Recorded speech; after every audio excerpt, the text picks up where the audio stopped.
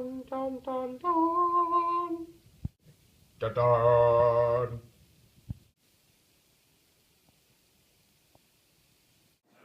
Ring, ring. Hello? Hello, Mr. The creature? It's just Creature. John Creature. John Creature. Certainly I would not go by the common name of The. That would be foolish. Oh, well, anyway. I was hoping that you, as an up-and-coming music artist, would, if you have the time, meet up with me for an interview sometime for the Upbeat magazine I now work for. I was very impressed with your first piece, and I was hoping to do some sort of highlight or spotlight on you. Thank you. And, I suppose I shall come to this meeting of yours. Okay. What times are good for you? Any time on Saturday would be preferable. Where do you want to meet? The cafe on Main Street would be great. Is 10 good for you? I'll be seeing you Saturday then. Okay. Okay. Indeed.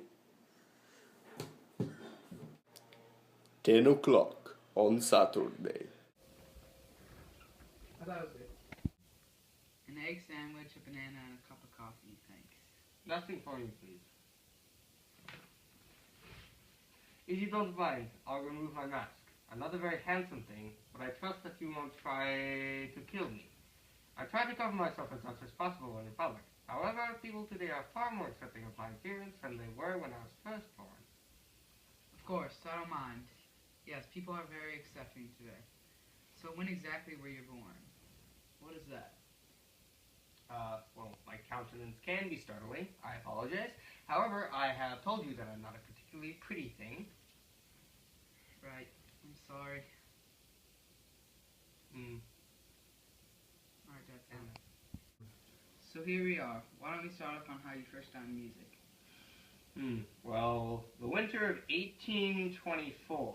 Wait, 1824? How old are you? Old enough. Does it really matter anyways? So, the winter of 1824 was incredibly cold. I was then traveling through Sweden in hopes that someone there might accept me for who I am. I am not, as you can see, a beautiful person, again. However, this does not necessarily mean that I am a beast and a monster preying on children in the night. No, I am a gentle soul, and I only hope someday to have a great number of friends and family. This is my only hope. Only then may I be happy. The happiness of an individual is only defined by how he thinks himself happy and what he hopes to do in life. Anyway, the people there had driven me off, terrified of my appearance, as usual, and I had sought shelter in an old shed during a blizzard. 1824, jeez. Finish. As I was saying, I had sought shelter in an old shed, and there happened upon an old violin. I had never played an instrument, and I had never heard any music, but I picked this thing up and then loved the sounds that it produced. So under cover of night, I retreated into the forest with my new prize. Of course, it didn't last very long. How old are you? Due to its constant exposure to the elements, but I learned to play rather well in the time that I had it. Of course, I could not read written music, a challenge that I would later face. So, about the summer of 1826, I had... Whoa, geez, 1826? Traveled to Germany, where I was first burned, or rather created. The circumstances of my birth are not known to me, as none are now alive to tell them. While in Germany, I stole yet another violin, this time of extraordinary quality. Some poor musician must have direly missed that beautiful instrument, but I try to look past that to the present always. My choices in the past have given me no alternative than to look to the future. My mind then was too terrible. A twisted and malformed thing it was. So... Hold up here. I think that everyone out there needs to know your history here. There's no way you're like 300 years old. And what the heck was that creature junk? Are you for real here? If you are, then you need to tell me. Well, answer me. I should not dare to burden another soul with the horrors of my terrible crimes. My soul is heavy, but to force another to share the burden would be truly wicked. You have to. Well, I suppose I shall recant to you my creation, subsequent abandonment, growth, and descent into evil. Be warned, for this shall not be a present story, more horrible so to be told by the villain himself. I shall start at the end, for to understand the beginning you must know the conclusion of this tale. 2 hours later. At Rob's place. Wow, I really didn't think that. Well, everything that... The truth is horrible. Yes, but one must learn to accept it, to move on. So I suppose that you're not only the most brilliant jazz violinist that ever lived, but also an icon for overcoming lesser characteristics of your nature. I was made to be abhorred by all men, but here I finally found friends and music and life. Now I hope that you can be my gateway to a better life. Yeah, when I first met you, well, you're not really Prince Charming, so I thought that you'd be a sort of brute. At 8 feet tall, and the scars, and I'm sorry. Of course, I understand. All my life I've been feared and driven off by those who hate me for my external traits. Called a monster and an abhorred insect by my own father, creator, whatever. All the times that I have been forced to the edge of the world by those who hate me, well, that didn't help my self-esteem. I got angry and I embraced evil, and I did some things that I really regret. People used to call me creature and monster. I didn't really feel like I had my own identity.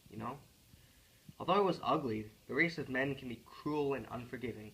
And my father, the creator who so foolishly bestowed animation upon my grotesque frame, abandoned me in his terror, never to be loved, never to find solace. And all the things I've done, I shall never have peace now. Right, yeah. Although I think I would have done the same if I were you. You were hurt. I understand that. As long as you realize the wrongness of your actions, I guess it's fine now. No, none in my place could have been as horrible as I. I lived up to the names I was called, and let others defy my own nature for me. I am miserable, wretched, and doomed to live forever with a conscience weighed down by the souls of those lives I have taken. Yeah, forget it, Bloke. It's fine. Just look forward. But, back to the interview. Certainly. I'm sorry to have burdened you so. No problem. So, how'd you develop your very specific style? Not many jazz violinists out there.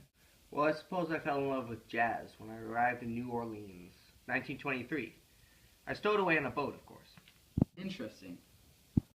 When I arrived there, one of the first things I saw was a street musician playing some ridiculously good jazz. So I decided that if I were to play anything, it would be jazz. And because I played the violin and only the violin, my specific style emerged from that. The violin was my first musical love. So, besides music, what are your other hobbies? I paint, and I have a tendency to write terrible poems. Okay, and finally, what do you intend to do next? Whatever makes me happiest. Excellent answer. Lovely. I suppose that concludes our interview, but I was wondering if you could give me some advice. I've been feeling really unhappy lately, and I don't know why. Go to a feelie. Shut up back there. Who is that? Mustafa. And who is Mustafa? I've been feeling really down. I got a great job now, great wife, great kid, but I'm sad, and I don't know why. How are you happy? Happiness is a choice that you can make. Be your heart alive and your spirit ready. Wait, what? Never mind. I even got into a huge row with Laura yesterday. Don't know how I'll make it up to her. Perhaps I can provide a new and much-needed viewpoint on your own story, seeing as I've already told you mine. Well, I suppose so. It's not as tragic as yours, but I'm not happy with how it turned out. So I suppose I'll start with Allison Ashworth. Later. And that would be my story, perhaps more tragic in its stagnation than its events. I feel like I could have achieved so much more if I had just done things right. And now that I finally have some things right, at last, I'm not happy. Again, happiness is a state that you can choose to enter at any time. Just speak from your heart, and your words will pierce even the stoniest of hearts. Piercing the heart is, plan B? I didn't mean... I know, just joking. So now that both you and I have cast off our lower, baser natures, we can begin to do what we really want. But do you think that I have a chance for success in the world of music? Of course. People will love you. You're an innovator, someone who's going to change the world in terms of music.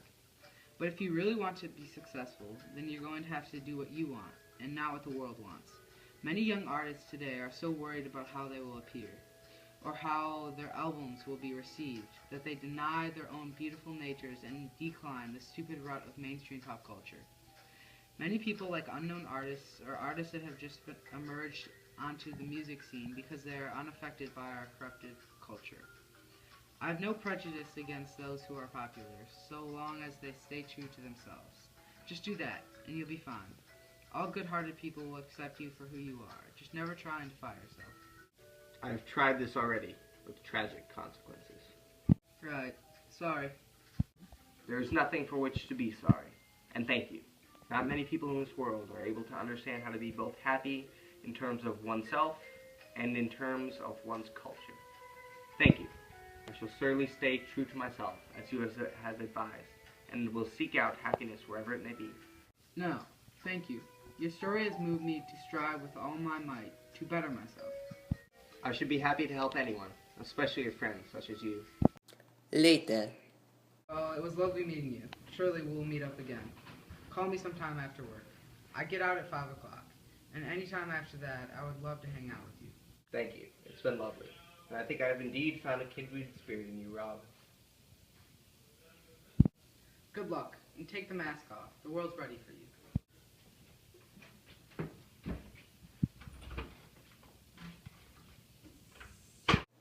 The end.